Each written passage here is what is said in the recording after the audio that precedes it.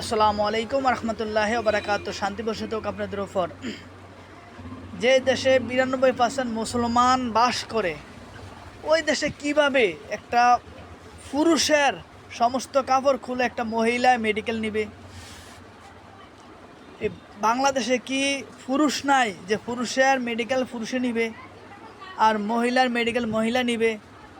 এটা আদৌ কি আপনারা বিশ্বাস করেন? এটা কি সম্ভব?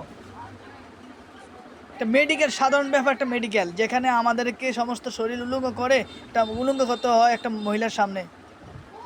আমি প্রধান উপদেষ্টা দৃষ্টি আকর্ষণ করছি যে ডক্টর ইউনূস স্যার যেন এই জিনিসটা একটু খেয়াল রাখে। মহিলার মেডিকেল যেন একটা মহিলাই নেয় আর পুরুষের মেডিকেল যেন একটা পুরুষই নেয়। ইনশাল্লাহ আল্লাহ পাক সবাইকে বুঝার তৌফিক দান করে। সুবহানাল্লাহ সুবহানাল্লাহ।